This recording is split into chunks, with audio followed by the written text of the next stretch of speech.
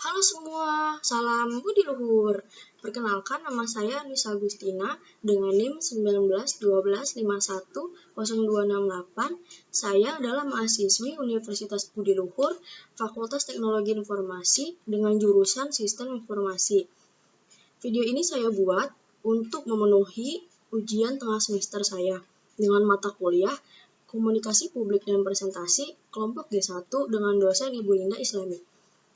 Di sini saya akan membawakan tentang Hari Lingkungan Sedunia. Hari Lingkungan Sedunia itu diperingati setiap tahun, tanggal 5 Juni. Demi meningkatkan kesadaran global akan kebutuhan untuk mengambil tindakan lingkungan yang positif bagi perlindungan alam dan planet bumi. Hari Lingkungan Sedunia merupakan instrumen penting yang digunakan Perserikatan Bangsa-Bangsa atau PBB untuk meningkatkan kesadaran tentang lingkungan, serta mendorong perhatian dan tindakan politik di tingkat dunia.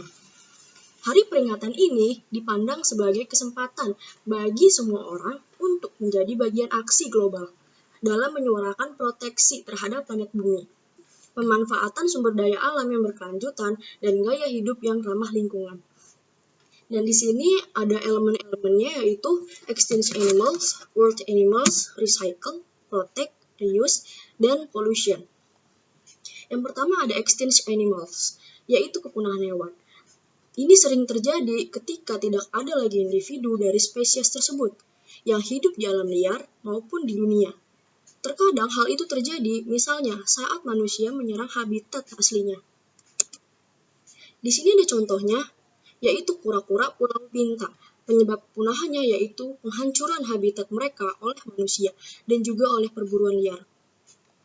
Lalu contoh selanjutnya ada Macau Spix. Penyebab punahannya karena punah di alam liar dan perusakan habitat, penangkapan ilegal, dan perdagangan. Selanjutnya ada badak hitam Afrika Barat. Penyebab punahannya yaitu perburuan telah menghancurkan populasi ini dan menghancurkan habitat mereka. Selanjutnya ada world animals. Para ilmuwan memperkirakan bahwa kita manusia berbagi planet dengan 8,7 juta makhluk yang berbeda. Di dunia saat ini ada 1,2 juta spesies telah dikatalogkan, yang berarti lebih dari 7 juta masih belum diketahui oleh sains. Di sini ada contohnya yaitu burung tukan.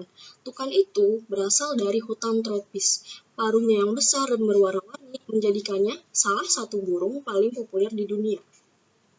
Selanjutnya ada gajah Afrika Barat. Gajah ini merupakan hewan darat terbesar di bumi. Mereka memainkan peran penting dalam ekosistem mereka. Di sini yang terakhir ada kanguru. Ia hidup di gurun dan padang rumput terbuka Australia. Recycle. Recycle artinya daur ulang. Daur ulang adalah proses mengubah bahan yang dapat didaur ulang menjadi baru dan objek.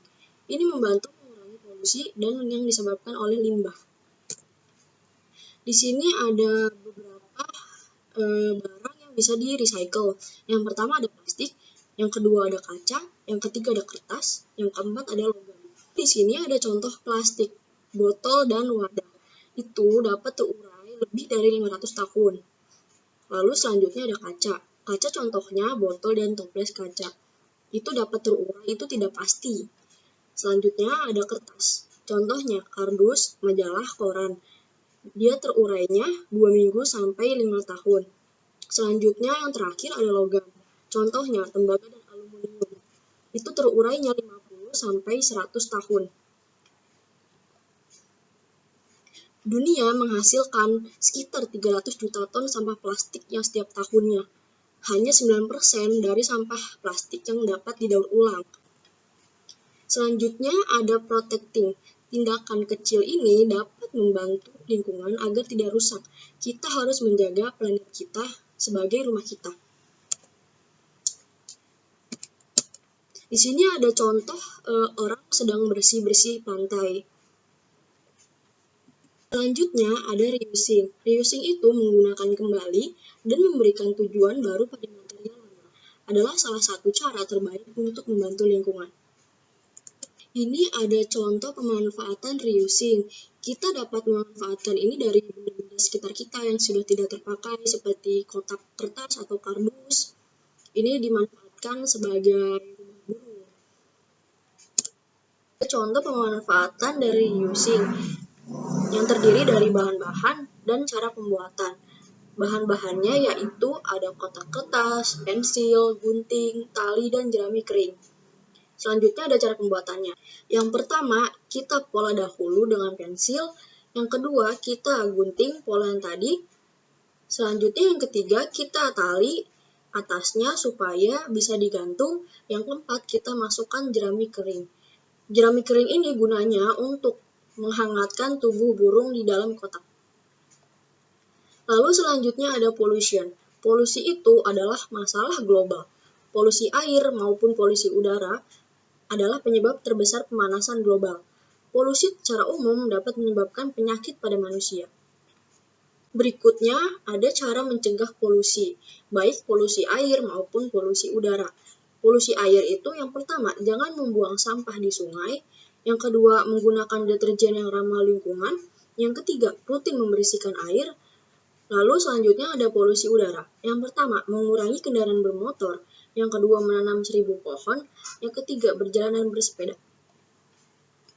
Terima kasih atas perhatiannya. Mohon maaf bila ada kesalahan dan kekurangan dari saya. Assalamualaikum warahmatullahi wabarakatuh.